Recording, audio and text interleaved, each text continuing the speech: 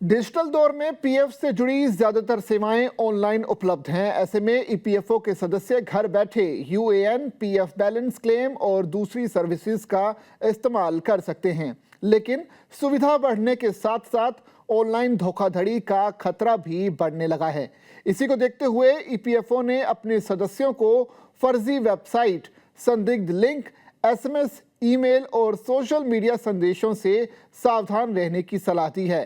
EPFO ने 9 अगस्त को social media platform x पर एक पोस्ट के जरिए सदस्यों से कहा कि किसी भी लिंक पर क्लिक करने से पहले सोचें, वेबसाइट का यूआरएल जांचें और अपनी निजी जानकारी को सुरक्षित ही रखें।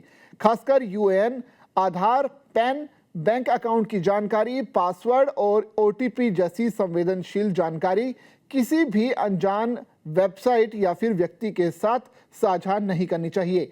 ईपीएफओ की चेतावनी इसलिए महत्वपूर्ण है क्योंकि साइबर ठग अक्सर ऐसी फर्जी वेबसाइट्स पर लिंक तैयार करते हैं जो कि देखने में सरकारी वेबसाइट जैसी लगती हैं।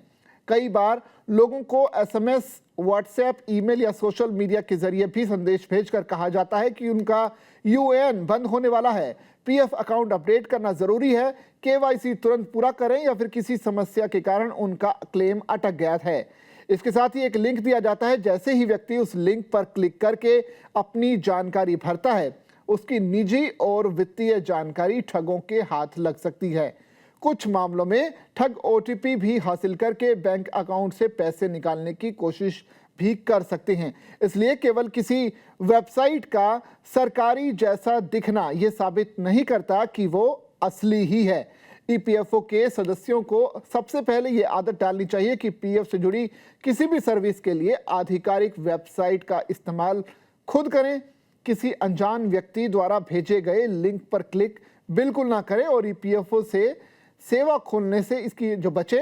अगर आपको कोई एसएमएस, ईमेल या व्हाट्सएप संदेश मिलता है तो उसमें तुरंत कार्रवाई करने के लिए कहा जाता है, तो घबराने के बजाय पहले उसकी सत्यता जांचें। खासतौर पर ऐसे संदेशों से सावधान रहें जिनमें अकाउंट बंद होने, पैसे मिलने, केवाईसी अपडेट या पीएफ क्लेम के नाम पर तुरंत ओटीपी, पासवर्ड या बैंक डिटेल मांगी जाती हो।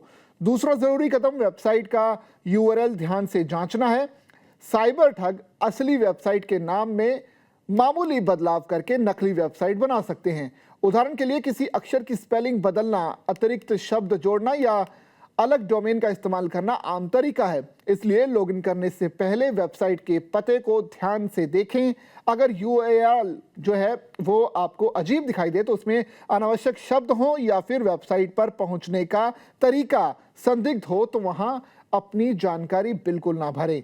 तीसरा और सबसे महत्वपूर्ण सावधानी है वो ये कि यूएएन, आधार, पैन, बैंक डिटेल, पासवर्ड और ओटीपी को किसी भी अनाधिकृत वेबसाइट या फिर व्यक्ति के साथ साझा ना करें। ओटीपी को कभी भी किसी दूसरे व्यक्ति को बताना सुरक्षित नहीं है। इसी तरह ATM pin, internet banking password और अन्य वित्तीय जानकारी भी किसी के साथ शेयर नहीं करनी चाहिए।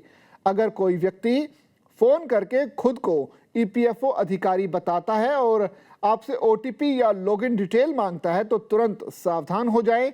चौथा नियम यह है कि एसएमएस, सोशल मीडिया और ईमेल से मिले अनवेरिफाइड लिंक पर क्लिक बिल्कुल ना करें। अगर आपको ईपीएफओ से संबंधित कोई भी सेवा इस्तेमाल करनी है तो लिंक पर क्लिक करने के बजाय आधिकारिक वेबसाइट का जो पता है अपने ब्राउजर में खुद टाइप करें। वेबसाइट खोलना ज्यादा सुरक्षित माना जाएगा। इससे फर्जी लिंक के जरिए गलत वेबसाइट पर पहुंचने का जोखिम भी काफी हद तक कम किया जा सकता है। पांचवी सावधानी के तौर पर किसी भी संदिग्ध वेबसाइट, संदेश या साइबर फ्रॉड की कोशिश को नजरअंदाज ना करें। अगर आपको लगता है कि कोई लिंक या संदेश फर्जी है या उसकी जानकारी संबंधित आधिकारिक माध्यम या साइबर अपराध रिपोर्टिंग चैनल के जरिए दें। इससे दूसरे लोग भी ऐसे धोखे से बच सकते हैं। साथ ही अगर गलती से आपने किसी संदिग्ध वेबसाइट पर अपनी संवेदनशील जानकारी डाल दी है तो तुरंत संबंधित बैंक या वित्तीय संस्थान से संपर्क करना और आवश्यक सुरक्षा कदम उठाना बेहद जरूरी है। छठी और सबसे जरूरी बात यह है कि ईपीएफओ खुद phone call, SMS, WhatsApp, social media या फिर ईमेल के जरिए ओटीपी, पासवर्ड या फिर लॉगिन के जो क्रेडेंशियल्स हैं वो मांगने की प्रक्रिया बिल्कुल नहीं अपनाता। इसलिए अगर कोई व्यक्ति ईपीएफओ के नाम पर आपसे ऐसी जानकारी मांगता है तो उस पर भरोसा ना करें। ठग अक्सर सरकारी संस्थाओं का नाम और लोगो इस्तेमाल करके लोगों में विश्वास पैदा करने की कोशिश करते हैं। आज पीएफ से जुड़े कई काम ऑनलाइन किए जा सकते हैं, इसलिए यूएएन और दूसरी व्यक्तिगत जानकारी की सुरक्षा पहले से ज्यादा जरूरी हो गई है। फर्जी क्लिक पर जानकारी पर इस तरह की जो जानकारी अगर आप साझा करेंगे तो फिर इससे आपको नुकसान उठाना पड़ सकता है। साथ ही साइबर फ्रॉड से बचने के सबसे आसान तरीकों में इसे शामिल कर सकते हैं। याद रखें कि ईपीएफओ से जुड़ी किसी भी ऑनलाइन सेवा के लिए जल्दबाजी में लिंक खोलने के बजाय पहले उसकी प्रामाणिकता जांचना ज्यादा सुरक्षित रहेगा।